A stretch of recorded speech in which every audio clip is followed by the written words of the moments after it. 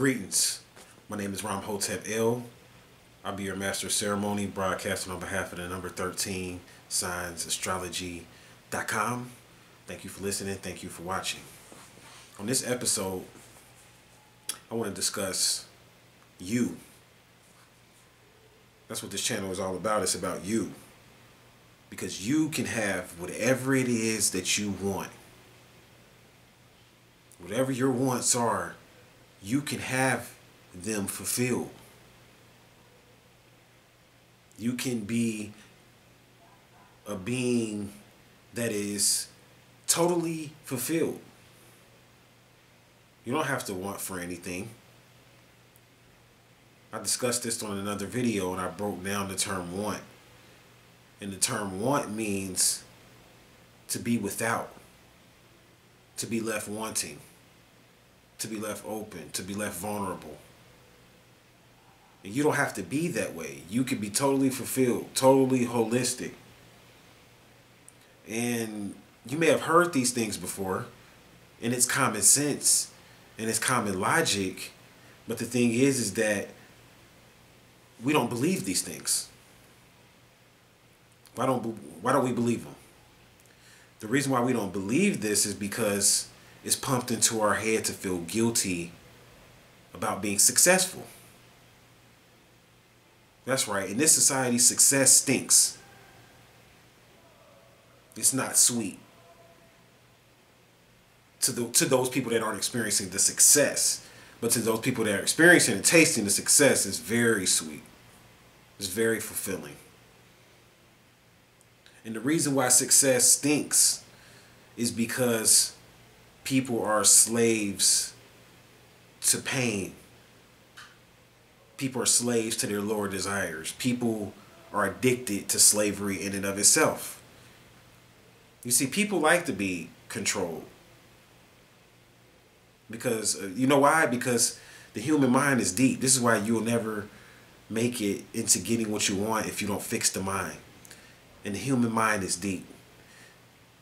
See, the human mind, it's habitual. It gets used to things.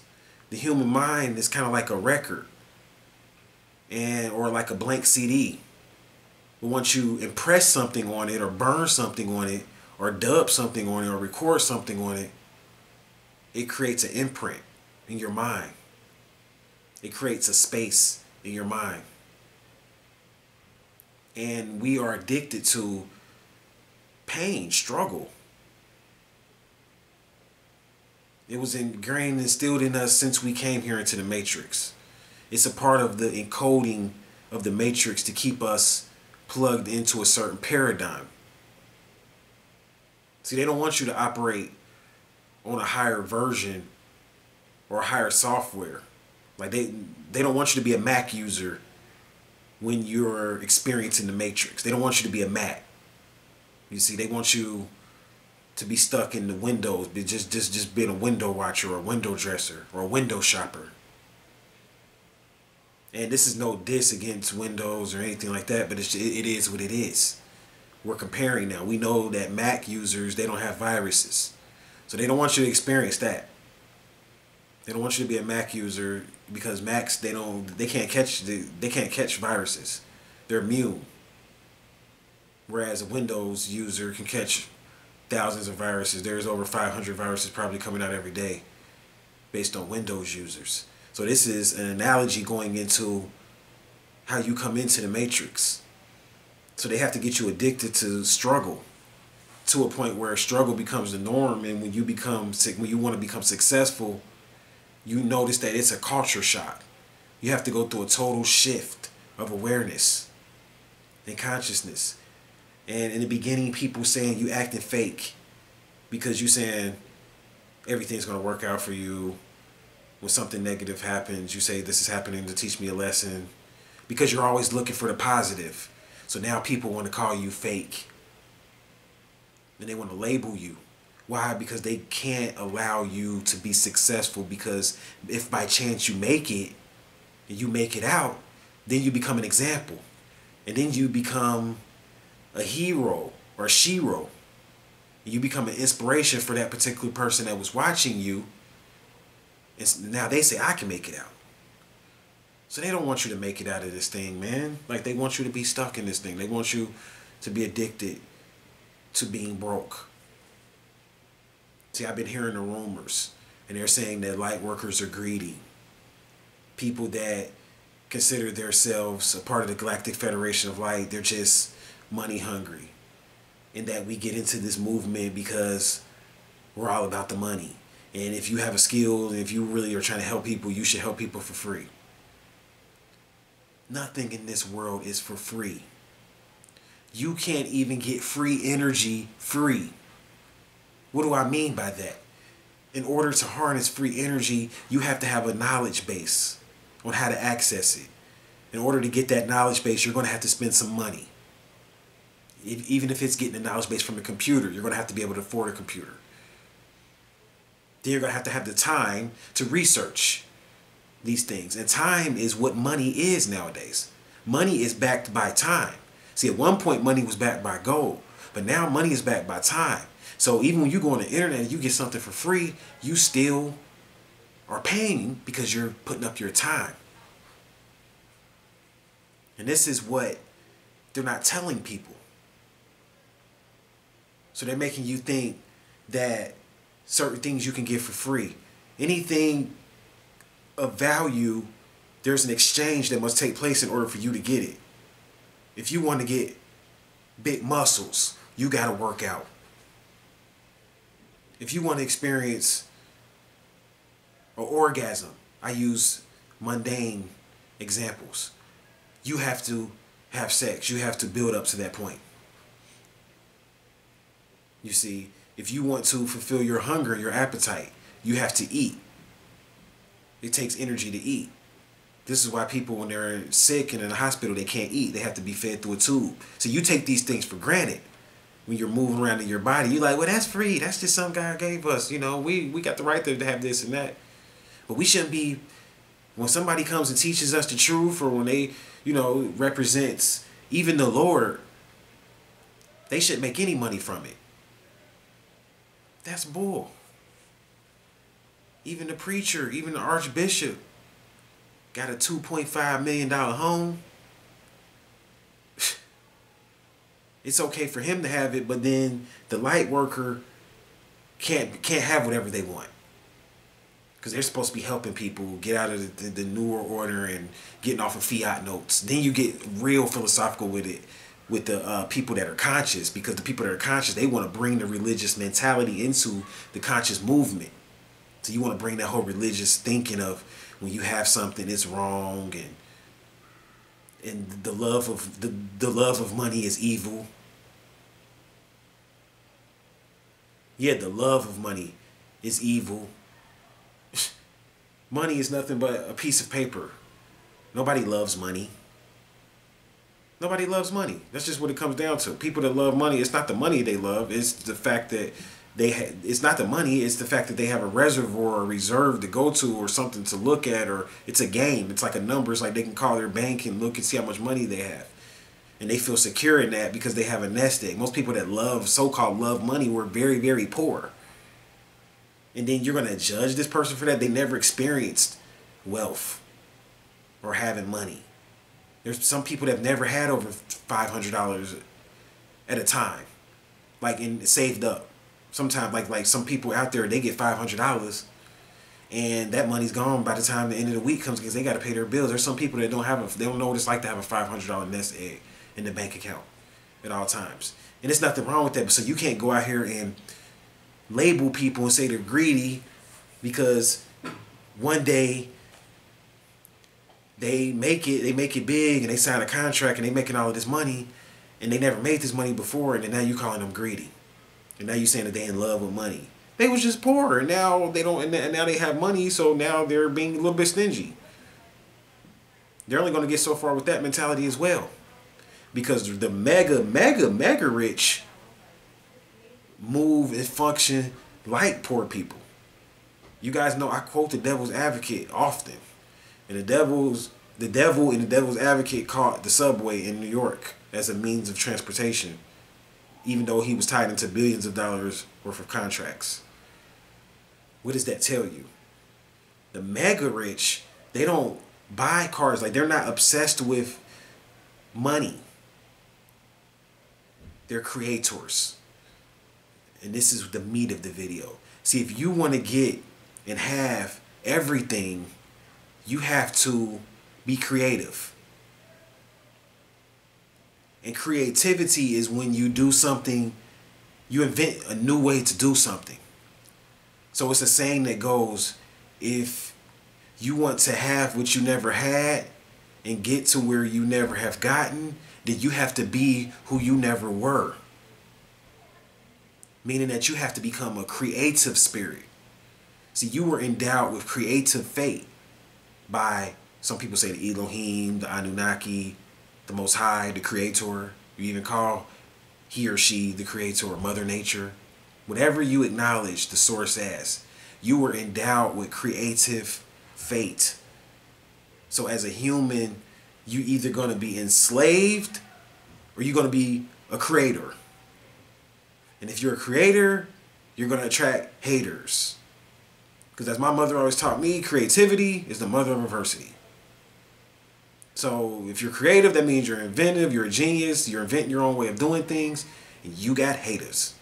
But that's just what it comes down to. So you're going to have people saying, oh, you a light worker, and you just a money hungry light worker, or the Galactic Federation, they just out for money, they vampires. You're going to have that.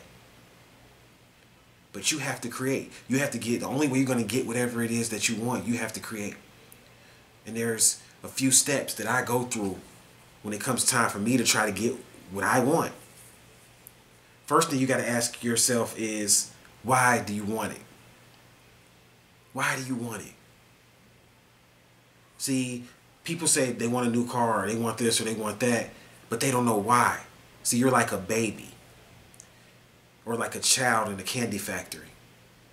And you just see the candy, the piece of candy in the bright wrapper, and it's coated in these nice colors. And you know it's sweet because all candy's sweet. So you're like, I want that. You don't really know why you want it. You just want it because it looks good. This is how people are when it comes to material things and just money and anything, things in general. You don't know why. So then when it comes trying to get things through manifestations, because most people that have nice things, you got to remember, they don't get it through creativity and through manifesting. They get it through manipulating. Most people do. And to the point where most people think that that's the only way. Some people think, they say, well, bad people have everything. Good people don't have nothing. You got to be bad to get something in this world. No, you don't. That's a manipulator and that's a slave master. That's all that is. That's just a slave master. Whereas a creator is an inventor. A creator will go and find water in a spring where people once didn't know that water was there. And they will strike water and they will find a way to bottle that water and to charge a price for it, or to barter for it, or to basically exchange that water for other resources in general. See, this is what a creator does. They go and make a way where you didn't think there was a way. A creator will find water up under the surface in a desert. A creator will make his or her domicile in somewhere that's supposedly inhabitable. But they'll make it habitable. Because they're a creator. They're a genius. They know how to tweak and manipulate their environment. But then you have the people that are rich off of manipulating and cheating people and getting over on people. And that's definitely not the way. But a lot of people think that that's the only way. So when they see people that are successful, and when they get a chance to observe someone that's successful or that looks successful to them, they automatically think about the bad things that they had to do to get the things that they have. Not even considering the fact that what if this person is a genius? What if this person is a thinker or a scientist? Look at Nikola Tesla. Billions of dollars worth of inventions in this man's head. A lot of people don't even know who Nikola Tesla is. But then you turn on the TV and you know who some rich person is. I mean, you turn on the TV and you know who Michael Jackson is. Everybody knows who Michael Jackson is, but nobody know. A lot of people don't know who Nikola Tesla is. And I'm not knocking Michael. Michael was creative. He did his thing, but I'm saying Nikola Tesla was a scientist just as creative, had billions of dollars worth of inventions in his head, all off of a thought. So you have to know why you want a thing. A wise genius only wants a thing when it's going to benefit and make life easier for multitudes of people. See, billionaires get rich, believe it or not, off helping people. Not off because they wanted a car, because they wanted to look good. They didn't want the car because they wanted to look good. They wanted the car so they could get to their destination a lot quicker so they could help more people. And it's not wrong with riding in style and riding in fashion, but you have to be honest with yourself though. Why do you want this thing? Because a lot of people, it's not about riding in style and riding in fashion. It's about having something that's better than the next person. Because your neighbor just got this car, so you want a better car. And when you do that, a lot of times you might still get it, but it goes into greed. And when you understand the secret in the law of attraction, you understand that there is a law of polarity. Anytime you want to attract a thing, its polar opposite is going to come to you as well.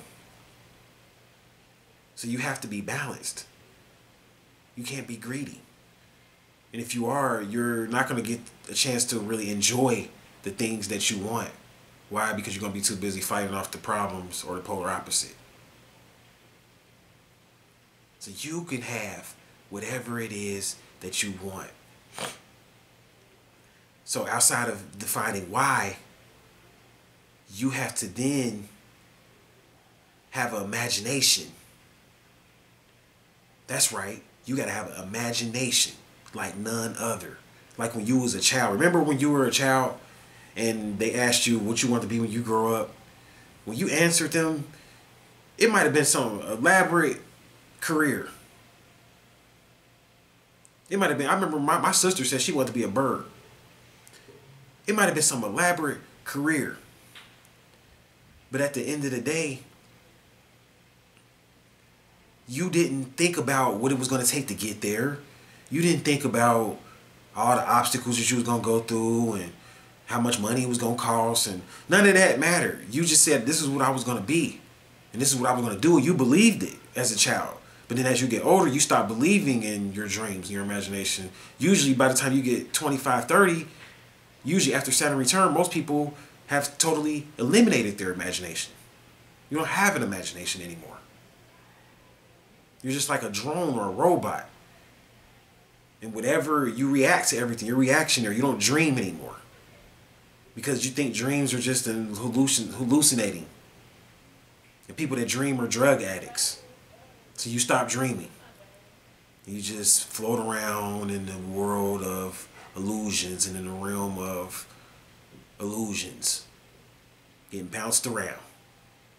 People telling you what to do. You give them power by listening to them. You become a subordinate. So you can have whatever it is that you want, but you have to have an imagination. You got to believe. I always talk about this. You got to believe. You have to be able to deal with adversity. Because as soon as you say you want something, you're going to be challenged. Even if it's you want to draw a beautiful picture. When you say you want to draw that beautiful picture, all type of things are going to try to stop you. Especially if you're the type of person that you don't feel like you can draw already. You really don't like drawing. You're not really into this type of stuff. So the first times, like if you already got it ingrained as a habit, it's different. See, we're a habit. Remember I talked about habits earlier. See, we're creatures of habit. So once we start doing something over and over again, then we believe it because we've seen it happen before and it happened for us. This is why most people manipulate and cheat to get the things that they want. Because they know that that's a proven method that works because they've seen other people do it. A lot of people haven't used their creativity to manifest and get things. So it takes time. But you have to create new habits. You have to be willing to deal with the challenges of even just saying that you're going to get, because that's a challenge, and believing and sticking with it every day when you wake up and it looks like it's not going to happen. And you start wanting to talk yourself out of it. Or most people, they don't have to talk themselves out of the things that they want. They just forget. And if you forget, you didn't want it anyway. You didn't want it, or you wouldn't have forgot. So that was just something that was just emotion or a whim or a fantasy that really wasn't rooted in this reality, and you didn't really need it. Or if you had it, you wouldn't have forgot. So you got to believe. You need the space. You need to create the space for whatever it is that you want in your life. That's right, you need the opening. You say you want a girlfriend, but you don't have any time. You need the space. You need the time to be able to get the things that you want. You say you want a man, but you don't have a kitchen to cook in. And I'm not saying that's a woman's place, but men like to eat, and that's what you said you wanted. So if that's what you wanted, why not try to appeal to what men like? Why be a bitch? Why? So you got to create the space. You say you want a spiritual woman, but you don't know how to please her sexually. But you want this spiritual woman. Spiritual women are very sexual. You don't know how to please her because you're selfish. You only want to have sex for a nut. You're just a squirrel trying to get a nut. So basically, for you, it's all about having an orgasm or nut, and then once you have that nut, you're done. You're done. But you want a spiritual woman, think she's gonna stay with you. You want a spiritual woman, but you've only read one book. Then you got the women that say, I want a guy for me. I want a man that just like X, Y, Z, but then you hang in places that's opposite of that. Or you listen to your girlfriends and your friends and they talk about this guy that they got that's got all this money or this, that, and the third, or this guy, all of these things, and then you get caught up in wanting their relationship instead of being happy with your potential relationship partners that you may have, or even somebody that you're even already with. Instead of being happy with that, you looking on the outside. So you got to create the space, the opening. You have to be open. You have to be vulnerable. You have to say, look, I don't have it, so I need it. I'm clearing the space. Look, it's empty here. You want furniture, but you don't have an apartment. This is what it's like when you don't have a space. How can you want furniture, but you don't have an apartment? So you have to create the space. And then lastly, and this is all it takes. These rules I'm giving you, this is all you need to have whatever it is that you want. This is all you need. And then lastly, you have to be patient. You have to be patient and be willing to wait. You say, well, what if I'm just waiting on something that's just not going to happen? It just might not be in the cards for me to get the thing that I want. If it's really in the cards for you, if it's not in the cards for you, then you wouldn't have been able to think of it. Your mind is so beautiful, beloved, that whatever it is that you think of, you can have it. This is how beautiful your mind is. If you can conceive it, you can grasp it. It's achievable. You just have to be willing to put in the work, which a lot of times is just being patient and waiting for the thing and keeping an open mind and staying open and revisiting your altar and making small changes as you need to make them. Because sometimes you might get off course in your lifestyle. So you don't really have to do a lot of work to get whatever it is that you want. You just have to create this, keep the space. You can't forget the last principle that we just talked about, because in being patient, that's not going to work if you don't have the space first. So notice how they say patience first, like ask for what you want and just be patient and sit on the couch and wait. That's like I'm asking for a new car, but I haven't created the space. Because this is, most people want things. Most people, they don't even if it's not a thing, even if it's an intangible thing, you may want the dream career for you. But have you created the space for that? Are you already working the job? Do you even know what you like? What is your dream career? What is your dream? So your higher life purpose is your dream career. It's the same thing. What is your vision? So you got to have vision. Remember I said you got to have imagination. But then after all of that, then you just be patient and you wait and you'll get what it is that you want. I know these things work. You're dealing with a person that's been homeless. And the only way that I was able to get out of that situation was by believing in this. I didn't have any other way. I was homeless after already doing illegal things. That's how I got into being homeless. So I couldn't just go out and go manipulate and break the law because I was already running from breaking the law. That's how I got into being homeless, because I had to quit what I was doing. And I'm not saying that to brag or to boast or nothing like that, but I'm just saying that to say I know this stuff works. You can't tell me it doesn't. And then I kept using it and using it. It keeps working. I know that there's a force. Star Wars is real. There's definitely a force out there that works for us, and it can work against us if we get on the wrong side of it. There's two sides to the force. Make sure you're on the right side. Let the force back you. You see? Instead of you trying to be the force, let it back you. You trying to be the force, you're trying to back the force. You're trying to be the thing behind the force. When you're making two big ears, you can't be a physical being and be the thing behind the force, because the force isn't physical. The force is spiritual. You can't see it. So let the force back you. That's being on the right side of the force, and go with the flow. After you say you want a thing, what you must do after the ritual, you claim what you want, you have vision, you created the space, you're patient. So now what you want to do while you're being patient, I'll make this point, then I'll shut down. When you see openings in your life and you see things happen and it looks like it might be an opportunity to get you one step closer to, you work on that thing, and that might be that thing to get you one step closer, take it. You got to look for the signs. If you see your favorite number on a door and something's telling you to go through that door because that's your favorite number versus another door, go through that door. Because that door may lead to a room, and in that room may be the person that's going to give you the thing that you've been looking for. You got to believe. See, Martin Luther King, he had a dream, and his dream came true. He didn't live to see it all the way and come into fruition, and even though he may not have agreed with everything that he dreamed about once it came true, but it came true. We integrated. So if he had a dream and his dream was fulfilled, then your dream can be fulfilled as well.